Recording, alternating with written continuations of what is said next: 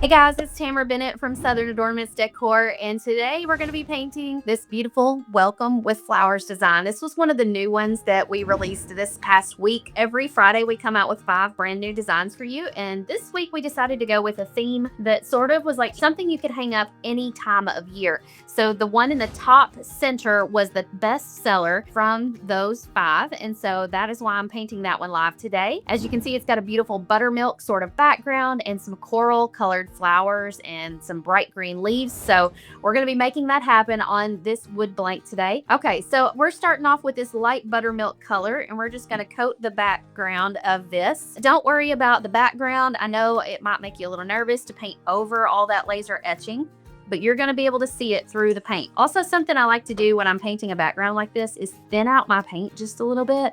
It kind of helps it go on a little easier when you're coating the entire thing, and it takes a little less paint. I think this needs a little bit of white added into it because I think I had to actually mix to make this light buttermilk color because I didn't actually have light buttermilk, and it looks darker on bottom than it does on top. Okay, we've got the background mostly dry. There's a couple spots that are a little wet, but do you see how after it's drying, we can still see those laser etched lines through the paint? Okay, let's start by just painting the basic backgrounds of our flowers. Now, I didn't exactly have the right color that was perfectly matched to this template, so I'm just gonna use this one. It's close enough. I actually really like this color. It's called Melon, and it's kind of a pinky coral. And let's see, I'm gonna get a filbert tip brush. Filbert tip means the tip of it kind of mimics the end of your finger. It's kind of curved. It's not flat tip like a lot of the ones that I use. And then we're just gonna paint each of these flowers with this melon color. Look how pretty this color is. I love the softness of the colors on the store hanger. That buttermilk color in the background just kind of makes the whole thing real soft. You know, we could have painted the background with like a stark white, but it wouldn't be as soft and sort of feminine feeling as these colors feel. You see how this filbert tip brush just glides around the petal of the flower? And it makes just a real nice smooth edge. It also holds a lot of paint. So you can see that there's still quite a bit of paint in that brush, even after going around that flower. If you're painting on one of these designs that has the laser etching lines, just paint to the outer edge of that line. So there's kind of like 2 lines on here. Just paint over that first line and go to the outer edge of the second line. Okay, I feel like the color that they had to go along with the coral was kind of this bright reddish color. I'm trying to decide if that's still what I want to go with. I feel like this is a little too orangey, and I'm really liking the way this looks with it. This is called Watermelon Slice. It's kind of a red with a hint of a pink in it, so I feel like it complements this melon color really well. And I think I'm going to use a small flat tip brush for this. You could also use a round tip if you're uncomfortable with doing these little pointed areas here. But do you see how they're kind of like teardrop shapes? Okay, this brush is not working out. Don't be afraid to switch brushes mid-project. I'm going to a round tip brush because these little bitty teardrop shapes were too small for that flat tip. So just kind of start up in the point and then pull it down around to the bottom of the teardrop and then just fill in the middle. Okay, let's start doing the greenery. And I have picked out another non-traditional color for the background here, or for the greenery.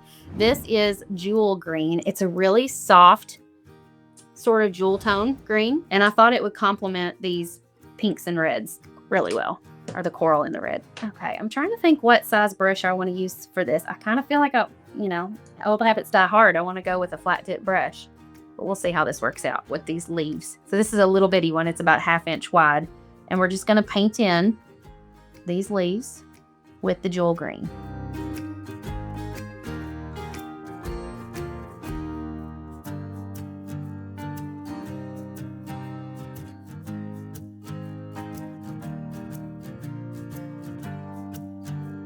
Okay, let me look at my photo real quick. So these little dots that are popping up around everything are actually the same color as the lettering. And then there's little white dots in the middle of these flowers. So what I'm thinking I might do is go ahead and paint the white dots in the middles first so they can be drying. And then we'll start working on our lettering. And I'm just using a filbert tip brush to do this because I just needed something that I could kind of, do you see how I'm just kind of dabbing to make that center circle? It's almost easier to do that than it is to try to paint something round when it's this small. So just kind of let the tip of the brush work for you. Just kind of dab, dab, dab until it fills the circle. And again, I'm not having to figure out where to put these. These are laser etched on the wood. I can still see them through the pink. And now for the color that's going to be popping here in the middle with our lettering. It's one of the newer colors from Deco Art. It's called Sunset Gold. If you don't have this one, and another alternative that's really close is Marigold. Let me kind of hold them up side by side so you can see. But do you see how this one right here is Marigold? This one's Sunset Gold. There's hardly any difference between them. I feel like Marigold is just a tad more muted and Sunset Gold's a little brighter. Okay, I'm gonna grab that brush that I just used, that same little filbert tip brush, and we're gonna do the little dots in yellow. Same thing, we're just gonna dot, dot, dot, dab those dots in there.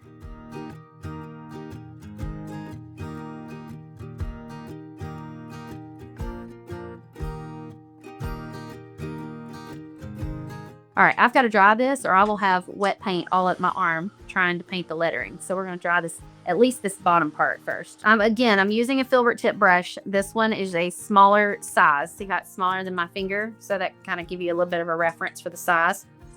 And we're going to use this Sunset Gold and we're just going to paint in the word. I like using filbert tip brushes to paint in words like this because I feel like they hold, like I said, the filbert tips hold a lot of paint. And so I can kind of like go across a good portion of the word before I have to dip in the paint again. If you don't have any filbert tip brushes, we actually have some of these in our shop. It's not the blue handle ones, but there's a quite a variety of sizes. There's like 12 brushes of all different sizes that are filbert tip. So no matter what size you need, you should have it if you have that pack. We also have packs of flat tip, round tip, and angle, which I hardly ever use angle, but I know a lot of people really love angle tip brushes. So we provide those in the shop as well.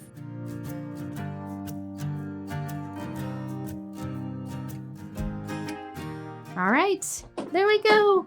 We're not done yet. Don't run away. We got to finish up the finishing touches with a round tip brush or a paint pen, which since I want to get the same colors that I've got here, I'm not gonna use a paint pen because I want to try to color match. So I'm going to take that watermelon slice color and I'm just going to kind of make like a little sprig in the center of these flowers that kind of makes them look like they've got like, I don't know, just a little bit of detail. It's okay if they don't look just exactly alike. You can have it's a flower. It's not supposed to be perfectly symmetrical. If you're struggling with this part, you might want to use a skinnier brush or thin your paint out just a little. I'm going to go with a skinnier brush on this next one. Also, wet your bristles. I put mine in my mouth. I probably shouldn't do that, but that actually looks better than those last ones I did.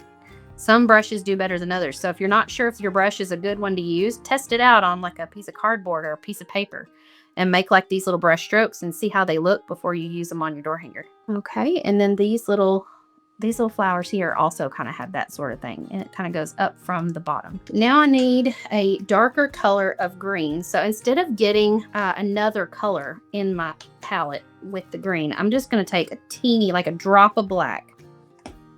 I mean, when I say a little bit, look how little that is. And I'm going to get a little bit of water, and I'm just going to kind of make this green that I had, the jewel green, just a little bit darker. That's not even a whole drop of black. That was like a tiny, tiny amount.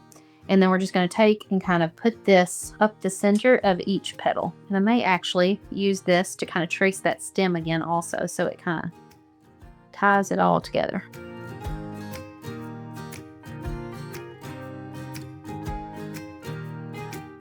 Joanne says, you get bit by the painting bug after one class, so it's so much fun. You'll learn a lot. I agree. This is definitely something that once you've tried it once, you're kind of like impressed yourself and you're like, oh, I can't believe I made that. And then you're like, what else could I paint? And so that's kind of why we do these workshops. Have a wonderful week. I will see you on Friday for Friday Fab 5. Bye, guys.